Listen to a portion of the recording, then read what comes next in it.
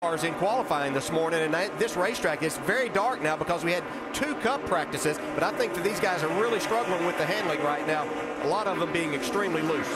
Justin Allgaier taking a look underneath the 09 as well. And Bain has gotten to the low side. He's going to try and follow. And here comes Jamie McMurray right behind Bain.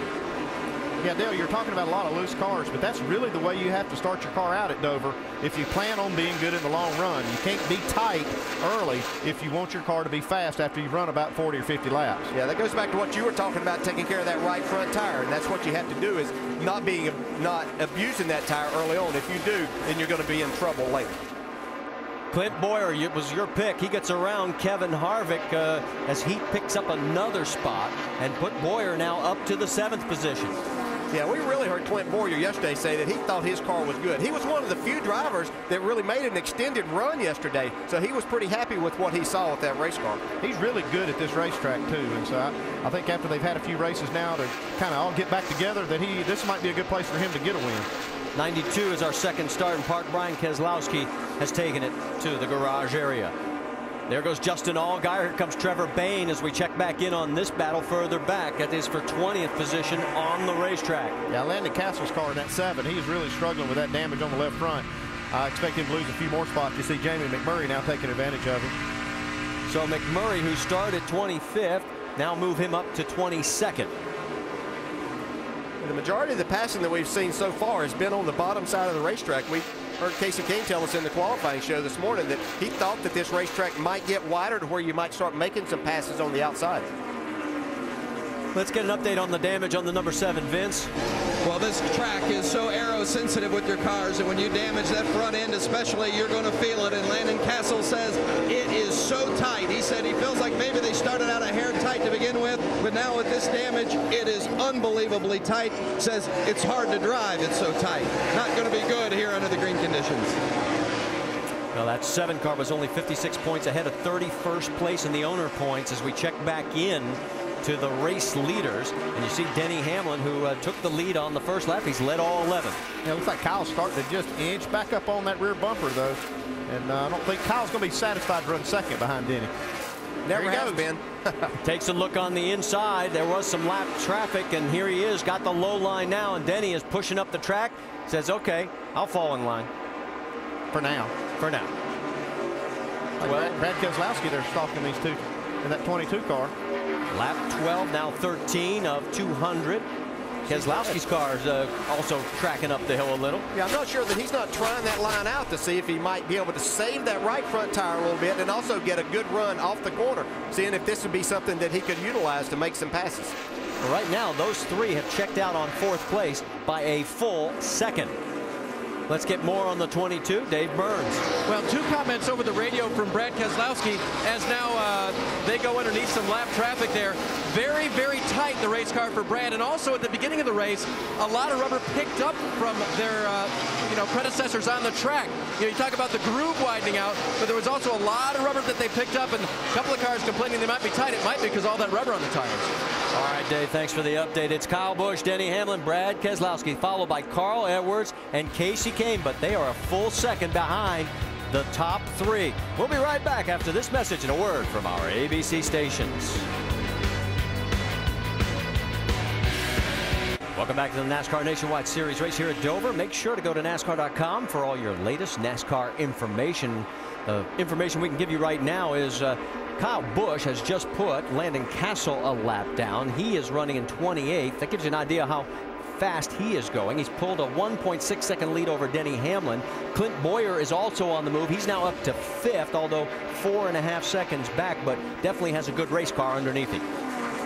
Passing some good race cars too. He's passed Carl Edwards right there, and then Kevin Harvick, or actually Greg Biffle a few laps before that, so he's on the move. Dover is the only track that Clint Boyer has won on more than once. He has 2 wins here in the Nationwide Series. Paul Menard with Colin Brown in tow as those 2 are trying to cut their way forward. They're running 15th and 16th. Let's also update you that Kevin Hamlin has taken the 52 behind the wall, so we have our 3rd starting part. And now only 26 cars on the lead lap as Kyle Busch is just knocking them down, guys. Yeah, and it happens in a hurry, too. You get somebody like Kyle Busch out here, can put a lot of cars down quickly, especially as these other guys struggle here in the first part of the race. His lead is 2 seconds over Denny Hamlin. That's Joe Nemechek that he is going by right now. There is second place, and that's the best battle we've got in the top 5, actually, because it's Denny Hamlin by 0.2 of a second over Brad Keselowski, and that's what 0.2 looks like on your television screen. Yeah, Brad was able to catch him. You can see Brad there once again experimenting a little bit with that higher line to see if he might make that work enough to get him a run off the corner to get up beside of the 20. And behind these two is Casey Kane in the Great Clips Toyota in the 38. You can see how far back he is. He's got some lap traffic that he's got to negotiate as we go on board, going around Morgan Shepherd.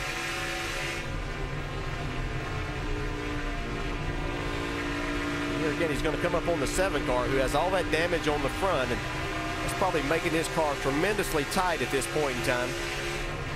Casey was pretty optimistic about his chances here today. He might have to work on a little bit of speed here, but looks like this car's handling pretty well. Well, he sounded pretty confident. We talked to him during the qualifying show. And sounded pretty good. I mean, sounded like he felt confident he was going to have a good run.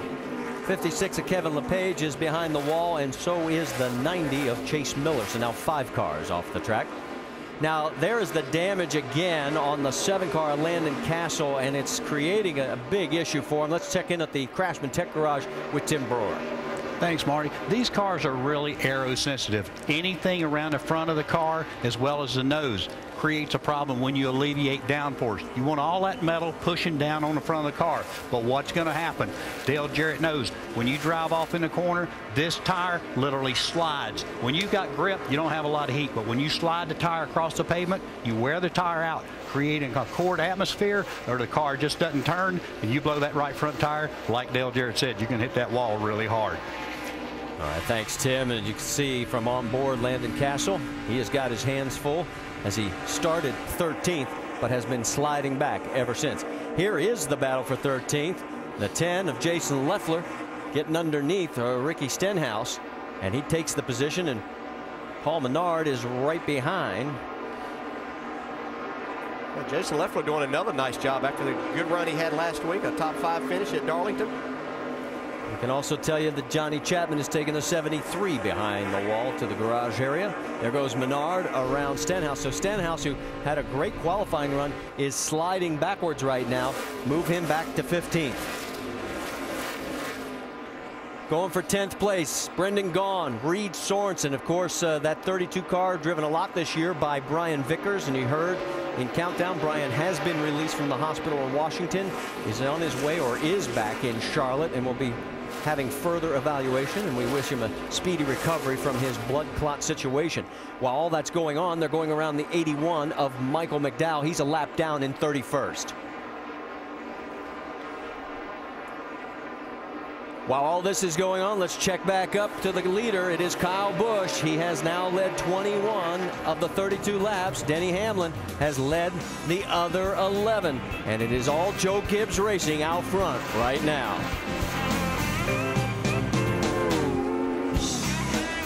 Speedway, the leaders are on pit road. 3rd place, Brad Keselowski. His car was very, very tight. You see him at the top of the screen there. They talked about air pressure adjustment, but wave that off. Track bar and wedge only. Denny Hamlin's car was very, very loose. He said the rear end of the car feels very, very rigid. They'll make a chassis and air pressure adjustment for Hamlin. Jamie? And Kyle Busch, the bottom of your screen, started out a little loose, now got tight through the center, said he needed a little bit of help. 4 tires, fill it up with Sunoco fuel, very minimal changes. Let's see if he gets down and away, and it looks like the 22 beats him to the line, guys. The race off pit road from Nationwide Insurance, and Brad Keselowski taking 2 tires, pays big dividends early as he picks up 2 spots. Kyle Busch, Denny Hamlin come out 2nd and 3rd. Carl Edwards also picks up some ground as he is now shown 4th coming out off of the race at pit road. The big loser, Casey Kane. Now the reason we are under this first caution is a spin involving Michael Annett, and somehow miraculously he did not hit anything, and he got a little help here, guys. You can see they're coming off of turn 2 right now. Denny Hamlin gets to run up off the corner. Just gets into the left rear. Doesn't hit anything, though. Hard to do at Dover. But amazingly, he does not hit a single thing, so he was able to continue in the race. So right now it is still Kyle Busch, your race leader, as we